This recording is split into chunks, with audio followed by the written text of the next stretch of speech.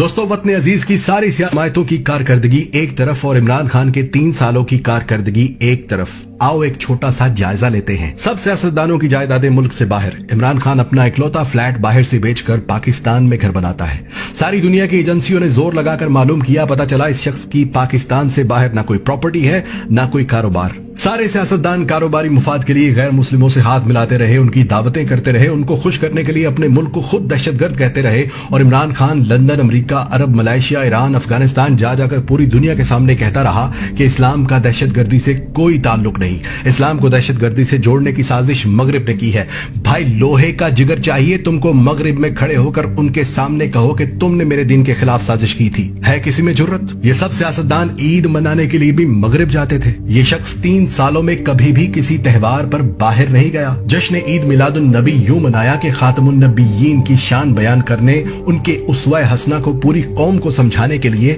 رحمت للعالمین اتھارٹی بنا دی، جس سے پہلی بار 12 ربیع الاول پر سرکاری طور پر نبی پاک صلی اللہ علیہ وآلہ وسلم کی ولادت پر اسمبلیوں میں چراغاں کیا گیا، درود شریف صلوات کی آوازیں گونج رہی تھیں۔ لاہور کو پیرس بنانے والوں نے سود پر ادھار پیسہ لے کر لاہور میں اورنج ٹرین میٹرو بس تو بنا دی، جس کا قرض ہم آئندہ 30 سالوں تک بھی اتارتے رہیں گے، مگر اسی اورنج ٹرین کے آس پاس دور دراز سے آئے لوگ فٹ پاتھ پر سوتے رہے۔ سخت سردی میں بے یار و مددگار بے گھر لوگ ٹھٹھرتے رہے، نہ کوئی سیاستدان آیا ان کے پاس، نہ کسی چیف جسٹس نے نوٹس لیا تھا۔ پھر اسی عمران خان نے وہاں پر پناہ گاہیں بنا دی، مفت کھانا بیت المال سے کھلا رہا ہے، ہزاروں لوگ مستفید ہو رہے ہیں، اور اب کم سے کم کوئی غریب، کوئی پردیسی سخت سردی میں فٹ پاتھ پر نہیں سوتا یا بھوکا نہیں رہتا۔ سیاستدان اپنا علاج لندن میں، امیر اپنا علاج پرائیویٹ اسپتالوں میں کرواتے تھے، اور غریب کو سرکاری اسپتال کے چکر لگانے کے لیے چھوڑ دیا گیا، جہاں کسی غریب کو معمولی آپریشن کی تاریخ بھی 3 مہینے کی دی جاتی تھی۔ 2 رستے ہوتے تھے غریب کے پاس، یا تو وہ کسی سے لاکھوں روپے ادھار لے، زیور بیچے، گھر بیچے اور پرائیویٹ اسپتال میں جائے،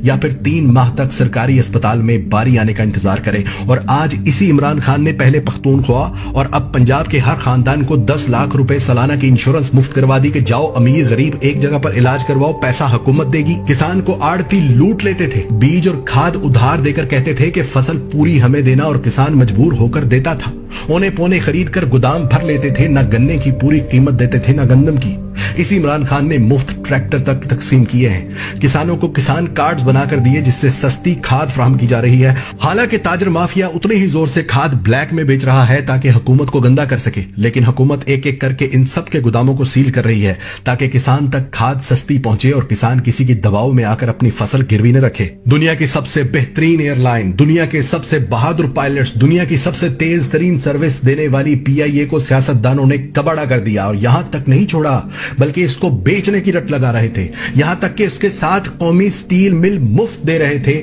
PIA کی ملکیت امریکہ میں موجود روزویلٹ ہوٹل گروی رکھ چکے تھے، جس کی نیلامی کی تاریخ مقرر ہو چکی تھی۔ قومی ایئر لائن کی سروس کویت، عراق، یورپ، امریکہ سمیت متعدد ممالک میں بند کی جا چکی تھی کہ PIA آج بند ہوئی کہ کل۔ اور پھر اسی عمران خان نے PIA کو قرض کی دلدل سے نکالا، اس کے ہوٹل روزویلٹ کا سارا قرض اتارا، کویت سمیت تمام ممالک کے لیے ایک ایک کر کے PIA کو پھر سے چلا دیا۔ اور سنو، اب پائلٹس کی ٹریننگ کے لیے خطے میں سب سے پہلے جس نے ڈیجیٹل مشینری خریدی ہے اس ملک کا نام پاکستان ہے۔ بینک غریب کو جوتے کی نوک پر رکھتے تھے، قرض چھوڑو بجلی کا بل جمع کروانے کے لیے بھی لمبی لائنوں میں لگتے تھے، قرض صرف امیروں کو ملتا تھا، اور اسی عمران خان کی بدولت وہ سارے بینک اس بات پر راضی ہو گئے کہ وہ اپنا گھر اسکیم میں غریبوں کو بلا سود قرض دیں گے۔ سیمسنگ جیسی انٹرنیشنل کمپنی کے موبائل فون اور ٹی وی پاکستان میں بن رہے، موٹر سائیکل اور الیکٹرک گاڑیاں پاکستان میں تاریخ میں پہلی بار بن رہی، سیاحت میں پاکستان کو نمبر 1 ڈیسٹینیشن پر لے آیا، سکردو کا ایئرپورٹ چلا دیا جہاں روزانہ ہزاروں ملکی اور غیر ملکی سیاح آ جا رہے ہیں۔ پہلا وزیر اعظم جو 18ویں ترمیم کے باوجود سندھ والوں کو بھی ٹرانسپورٹ کی سہولت وفاقی بجٹ سے دے گیا، ہندوستان کی چھاتی پر پاؤں رکھ کر ڈیم بنا رہا،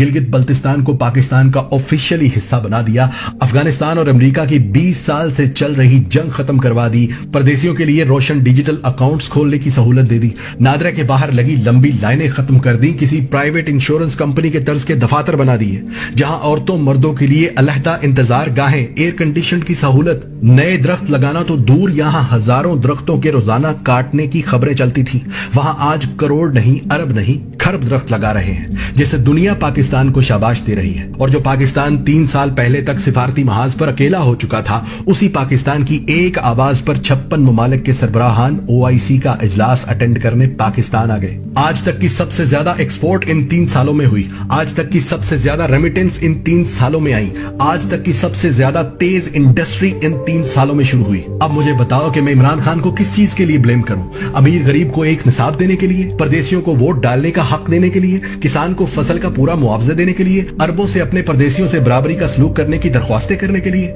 अमेरिका को एब्सोल्युटली नॉट कहने के लिए, मोदी को साड़ियां और आम भेजने की बजाय रिटेलिएशन की धमकी देने के लिए, अक़वाम मुत्तहिदा में ला इलाहा इल्लल्लाह कहकर हम लड़ेंगे का नारा लगाने पर, गरीब अमीर का एक जैसा इलाज करवाने पर, जखीरा अंदाजों के खिलाफ तहरीक चलाने पर, एक्सपोर्ट बढ़ाने और इंपोर्ट को रोकने पर, पुलिस को अवाम दोस्त बनाने पर, सहाफियों को झूठ बोलने पर सजा देने पर, किस चीज पर मैं ब्लेम करूं उसे? भाइयों, कोरोना के बावजूद इस शख्स ने अल्लाह की मदद से 70 साला पाकिस्तान की तारीख के मुकाबले में वो काम किए हैं कि अल्लाह की कसम मुझे अब इस पर कोई शक नहीं कि इस शख्स के साथ अल्लाह की तरफ से खास रहमत है। वरना 56 ममालिक में वाहिद एटमी ताकत, सरहदों पर दुश्मनों से घिरा हुआ मुल्क पाकिस्तान इसराइल और अमेरिका को एब्सोल्युटली नॉट बोलकर जाता कहां? अगर किसी को मेरे बताए गए एक भी लफ्ज पर शक हो तो अपने सोर्सेस से चेक करना, एक एक लफ्ज सच निकलेगा, एक एक बात हकीकत निकलेगी। और आज पहली बार मैं पाकिस्तान के साथ साथ इमरान खान को भी जिंदाबाद कहता हूं।